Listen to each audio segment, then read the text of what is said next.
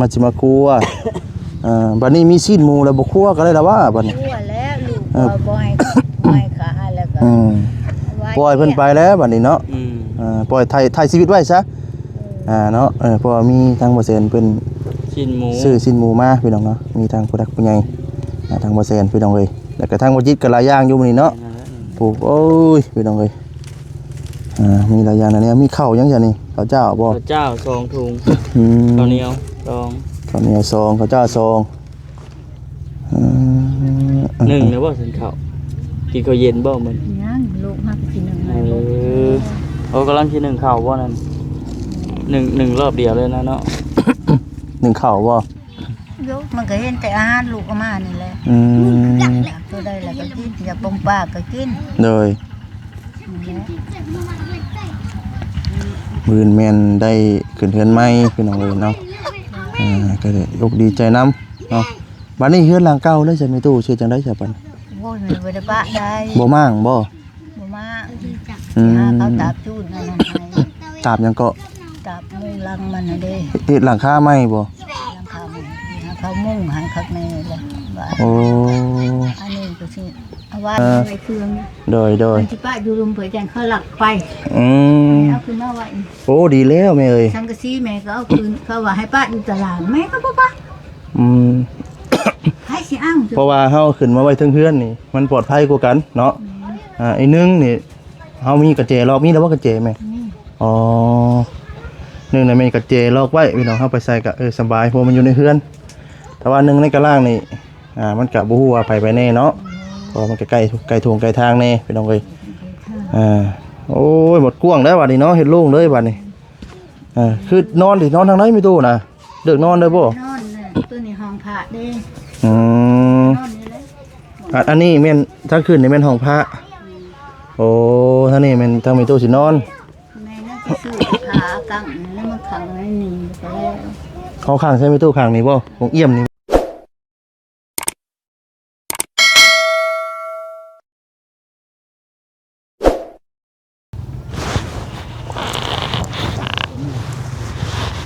กราบทักทายสบายดีเด้อสบายดีและสวัสดีพ่อแม่พี่น้อง FC เบิดสกูสู่คนพี่น้องเนาะมื้อนี้ก็ได้เดินทางมาฮอดจอดถึงเป็นที่เรียบร้อยแล้วพี่น้องเนาะกะมื้อนี้เนาะทางบาสดีก็ได้เดินทางมาพร้อมด้วยทีมงานเนาะพี่น้องเนาะ4คนพี่น้องเนาะมีทางเบาจิตเบาคำและก็เบาแซนและก็บาสดีเองพี่น้องเนาะก็อื่นเนาะฝากกดไลค์กดแชร์กดติดตามด้วยพี่น้องเด้อเนาะสอดเป็นกำลังใจให้แน่เนาะแล้วก็บ่กดขับโฆษณาเนาะทางบาสดีก็ดีใจได้ละพี่น้องเนาะมื้อนี้ก็เป็นมื้ออื่นเนาะพี่น้องเนาะเป็นมื้ออื่นก็สิได้เป็นมือขึ้นเฮือนใหม่ของทางมิตูคูณพี่น้องเนาะกะทั้งหมดที่กะบ่ได้มาหาตั้งแต่โดนพี่น้องเนาะตั้งแต่ขึ้นไปเชปูนเนาะพี่น้องตั้งแต่วันที่ยังเกาะพี่น้องเนาะได้มาแจ้งทางมิตูพี่น้องเนาะกะบ่ได้ขึ้นมาทางมิตูเลยพี่น้องเนาะบ่ฮู้ว่าตอนนี้เนาะทางมิตูเราเนาะเฮือนต้นแล้วพี่น้องเนาะมาตอนนั้นทางบ่ได้มาตอนนั้นสร้างเพิ่นยังกันพาไม้อยู่ได้พี่น้องเนาะพานี่แหละพี่น้องเด้อตัดไม้8พี่น้องเนาะปูพี่น้องเรามาบัดนี้ก็จนแล้วจนทั่วพี่น้องเลยเนาะจังได๋กะมืออื่นเนาะพี่น้องเนาะก็ดีใจนำทางมีตู้คูณพี่น้องเนาะก็สิได้มีเฮือนมีซานอยู่แล้วพี่น้องเลยเนาะเป็นมืออื่นนี่แม่นมือสายวันดีเนาะพี่น้องเนาะเป็นมือขึ้นเฮือนใหม่ของทางมีตู้คูณพี่น้องเนาะก็บ่ฮู้ว่าทางวัสดีสิได้มาหรือบ่พี่น้องเนาะก็มืออื่นก็มีงานเนาะแต่ว่าบ่ได้มาก็สิได้ฝากเนาะเพื่อนผู้เขียนนำทีมงานมาพี่น้องเลยเนาะกับพังเบิ้งบูฮูจะได้มาเดี๋ยวผมมากับเราติดตามได้พี่น้องเด้อเนาะเป็นจังใดก็ได้พี่น้องเลยเนาะภาษาพี่น้องเนาะว่าระยะห่างสิเข้าไปหาทางมีตัวคูณกันเลยพี่น้องเลยเนาะภาษาพี่น้องเลยเนาะเอาพี่น้องเลยเนาะตอนนี้กะทางมีตัวคูณเนาะพี่น้องเลยเนาะกะเลี้ยวพี่น้องเลยเนาะถือว่าอันนี้ก็เป็นมองเต็งโยคุกินพี่น้องเนาะกะล่างเขาทางนั้นสิทธิ์มันนี่เลยพี่น้องเลยเอาพี่น้องนอนไม่ตู้แล้วล่ะสิได้นอนอยู่ทางกลางถาพี่น้องเนาะเพราะว่าทางในกระต๊อบแล้วก็มาบุญแล้วพี่น้องเลยเนาะคือสิได้นอนอยู่กระลางถาเนาะมื้ออื่นน่ะสิได้ขึ้นนอนเฮือนพุ่นแหละพี่น้องเลยเปลี่ยนนี่สิเฮาจะไปเปลี่ยนนี่ไปเปลี่ยนเอาตัวแม่ก่อนยังบ่คำน่ะ เอาพื้นเอาแบ่แล้ว อาจจะได้อีกบูธเด้อ เจ้าแล้วเนาะ เอาสบายดีเด้อแม่ตู้เด้อสบายดีสบายดีรอบค่ำ เขาจะได้อันเบะถึกเขาเปลี่ยนเอา เบ้นี่อามาหยังก็เอามาเลี้ยงบ่นี่ อาม่าเว่าสิขายให้เอื้อยให้น้องนี่แล้วกิน ว่าสิมาครัว มาสิมาครัวบัดนี้มีซีนหมูแล้วบ่ครัวก็ได้ละว่าบัดนี้ ทั่วแล้วลูกก็บ่ให้ขาแล้วก็ ปล่อยเพิ่นไปแล้วบัดนี้เนาะ อืม ปล่อยไทยชีวิตไว้ซะเนาะเพราะว่ามีทางบ่เซนเพิ่น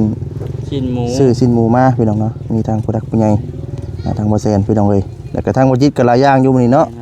ปลูกโอ้ยพี่น้องเอ้ยมีหลายอย่างนะเนี่ยมีข้าวยังจ้ะนี่ข้าวเจ้าบ่ ข้าวเจ้าซองถุง อืม ข้าวเหนียวซอง ข้าวเหนียวซองข้าวเจ้าซองหนึ่งนะบ่สินข้าวกินข้าวเย็นบ่มื้อ ยังลูกมาไปกินหนึ่ง เขากำลังที่หนึ่งข่าวว่านั่นหนึ่งรอบเดียวเลยนะเนาะ หนึ่งข้าวบ่โอ้ แล้วก็มาข่าวมาหน้ามาอีกเล่นช่วงแรงนี่ โดยดีใจนำพี่น้องเลย อดนอนอีกก็ฉันอดนอนอีกคืนนี่มื้ออื่นตอนแรงมื้อที่มันสิได้นอนเอาเลขเด็ดเฮือนงามเด้อบัด น้องเรื่องแล้วแล้วเด็ดเบนเด็ดเฮ้ย อันมื้อดู ได้กันยัง บ่ต้องฝันบ่เลงอยู่เด้อเนาะบัดนี้ พันมะเร็งเอามืออื่น เด้อบ่เลงฝันเด็ดได้มื้อได้ก่อนสิขึ้นเฮือน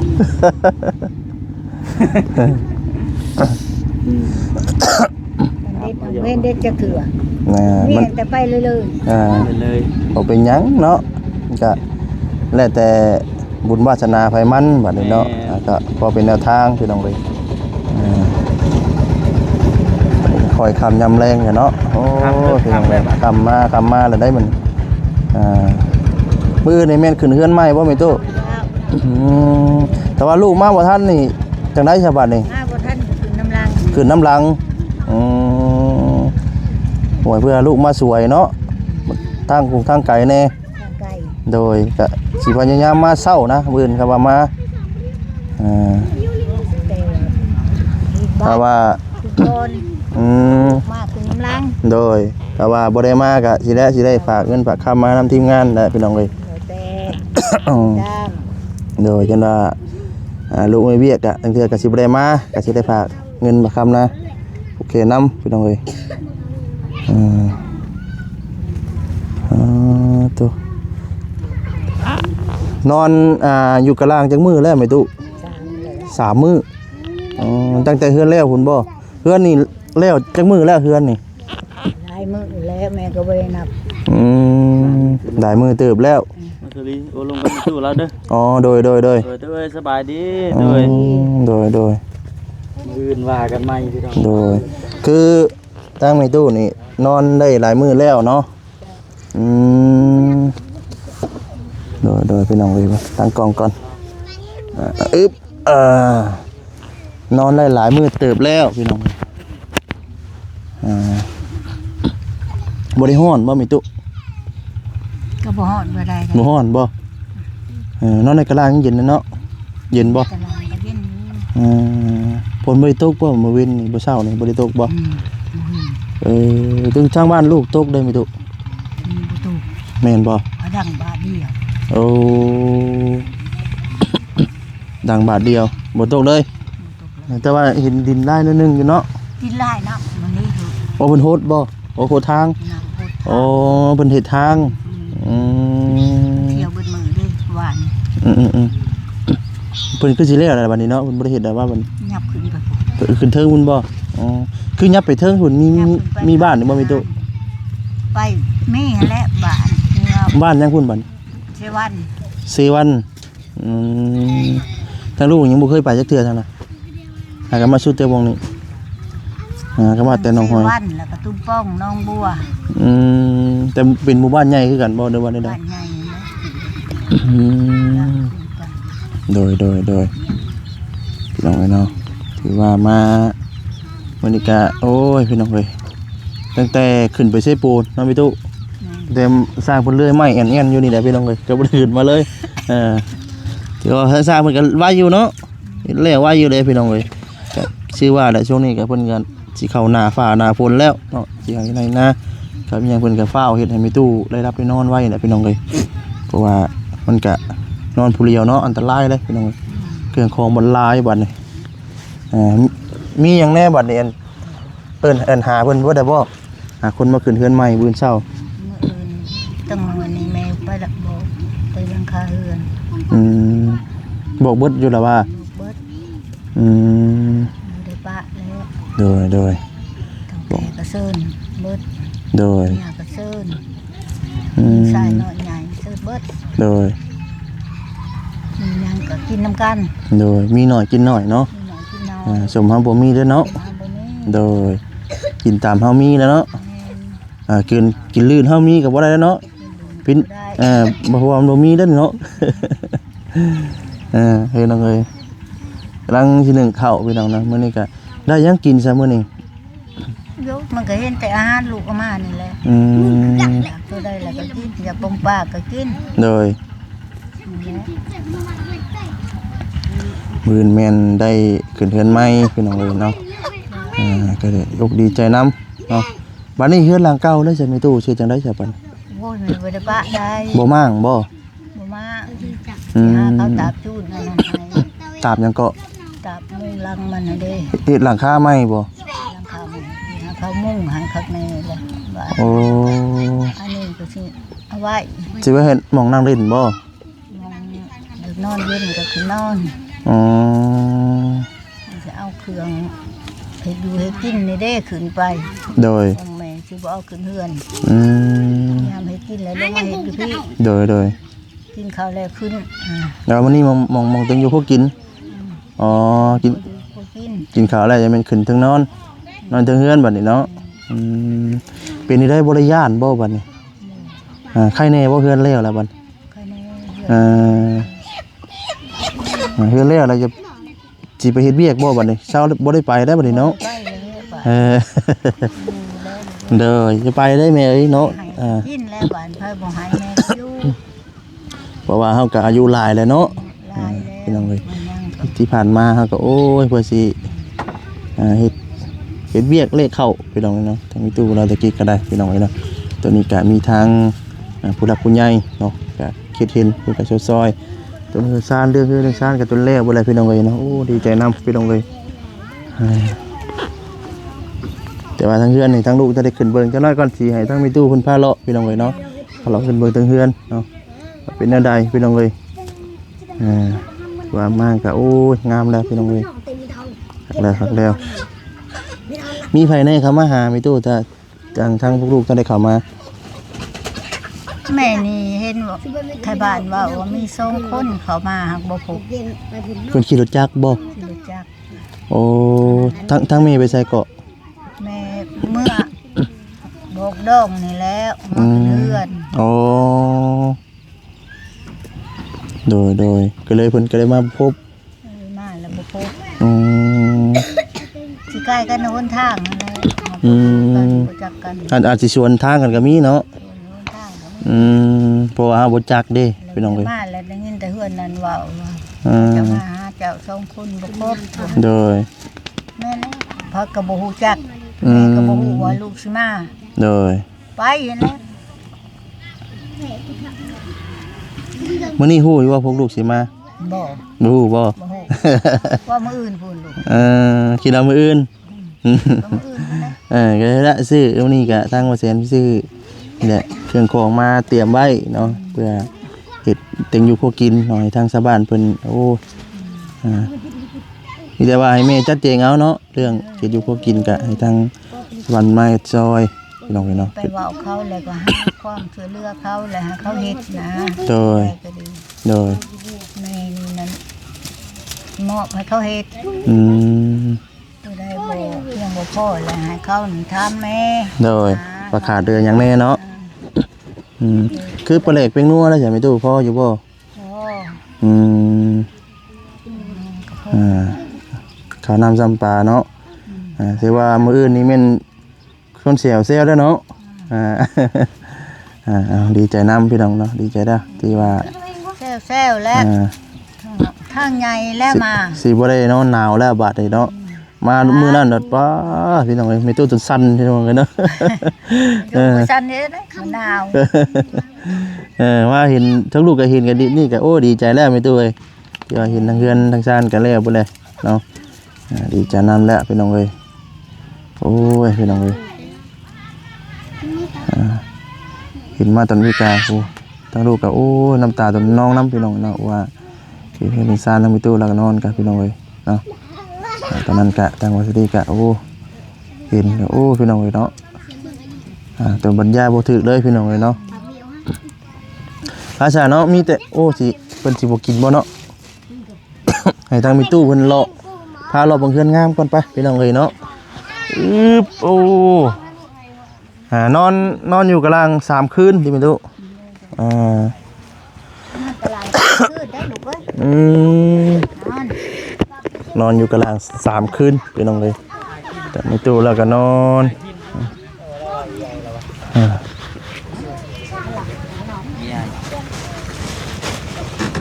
เป็นหลาน อ้าวน้องเอ้ยเนาะอึ๊บโอ้เนาะอันนี้ก็จะเป็น หมองเต็งโยพวกกินได้พี่น้องเลยเนาะโอ้มืดเลยเนาะโอ้พี่น้องเลยมืดได้โอ้บ่เห็นทุ่งช้ำเดี๋ยวเปิดแฟลชก่อนโอ้ยค่ำเลยยังชมพักบ่มีตู้นี่เตรียมไม่ขึ้นมื้ออื่นบ่กินนะลูกเขากินเลยนะ ยังมีตู้เตรียมไม่กินมื้ออื่นก็ได้ผู้แขกคนมาอันนี้เป็นเฮ็ดนั่นบ่เพื่อเอิ้นหยังก็อันนี้นะเฮ็ดใบเชื่อใบหยังหั่นบ่แม่นบ่ไม่เรือเลยแม่เอาขึ้นมาไว้โอ้มากาดมังใบเครื่องสิพี่น้องเอ้ยเนาะใบเครื่องโดยที่ป้าอยู่รุมเผยจันเขาหลักไปเอาขึ้นมาไว้โอ้ดีแล้วแม่เอ้ยสังกะสีแม่ก็เอาคืนเขาว่าให้ป้าอยู่ตลาดแม่ก็บ่ป้า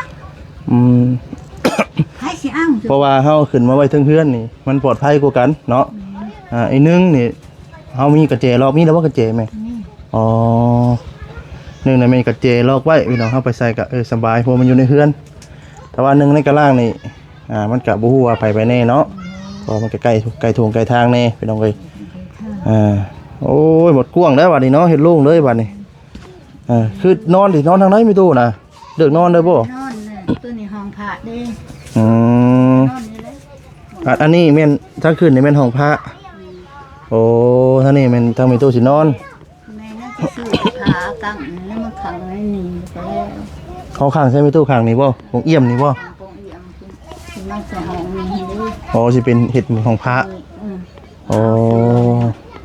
มาเรียนอันนี้คืนไว้นี่เขาพาห้องแม่เอาไว้อันนี้คือสิเอาผ้ามาขังบ่มีตู้โอ้ข้างนี่สิเป็นของพระขังแล้วโอ้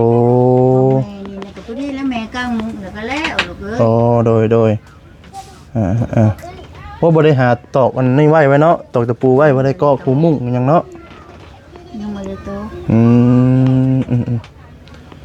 เอาดีใจน้ำแล้วพี่น้องเอ้ยเนาะตัวนี้ข้าวน้ำซ้ำปลาข้าวแล้วยังไม่ตู้เมนบ่2บ่ชุนน้ำมาเด้อันนี้ก็พวกลูกน้ำมาอันนี้บ่ข้าวกินชั่วมื้อน่ะมีตู้จักถ้วยนี่มาถ้วยนึงกินแล้วจักมื้อขับแรงมื้อนี่ต้องได้มาหลายแล้วมื้อเนาะมื้อได้มาหลายมื้อบ่ได้มาแต่ตอนแรงบ่มื้อเช้าก็1เลยมาแล้วมื้อแรงต้องมาตอนแรงเนาะมาตอนแรงมื้อเช้าเพิ่นก็1เด้แต่ว่า1ก็บ่ได้หลายได้ลูกแม่นบ่แม่นี่แต่เกี่ยมแต่ว่าพวกลูกมาซื้อเอาทางชาวบ้านได้ใช่ไหมชาวบ้านเข้ามาเขาติดไผคนนั้นติดไผคนนั้นอ๋อบ่ได้นั่นบ่เพิ่นบ่ได้มากินน้ำเฮาบ่ข้าวน้ำจำปาเขาบ่ได้มากินกลับแล้วแม่น้ำเฮามีแต่มากินอาหารอ๋อแต่ว่าเขาเพิ่นถือมาเองเขามาเองโอ้ฉันบ่บ่คือกันฉันเนาะทุกคนเลยก็จะมาหรือว่าเบ็ดมันเป็นแบบนี้แต่ได้มาบ่หรือว่าได้มาโอ้คือเขานี่แม่นไปถือมาพุทธทิพย์เลยมากินอยู่พี่แต่ว่ามากินกับข้าวกับน้ำน่ะแม่นอยู่น้ำเฮาโอ้โดยพี่น้องเอ้ยเนาะยังใช้ตะเกียงอยู่บ่มีตู้มีไฟโซล่าเซลล์เลยก็ได้ฮะ ไผสิได้กินปัดปีแล้วก็สิลืมคุณป้าจีบ่เอา ว้าว ถึงหามันบ่มีแล้วก็ไต่มัน สมมุติว่าไฟมันดับเลยอัดใต้ตะเกียงคือเก่า เออ เออ ไผดับแล้วนอนแล้ว เป็นจังได๋ซะอันเรื่องไฟโซลาร์เซลล์นี่แม่บ่ได้เข้ามาในบ่ บ่ ให้เสียเข้ามาในอยู่บ่ บ่ได้เอาเขานั้น อืม เอาไว้หันแม่ยังอยากหาเขาเจ้าเฮ็ดรักให้แล้วเอาขึ้นถึงนะ อ๋อขึ้นถึงหลังคา เออทางนั้นค่ะ อ๋อโดย เท่านั้น โอ้คักแล้วไม่ตัวเอ้ยไปเอามานอกพี่แหละเนาะรู้สึกว่าคือสีฮ้อนๆบัดนี้พี่น้องเอ้ยเนาะ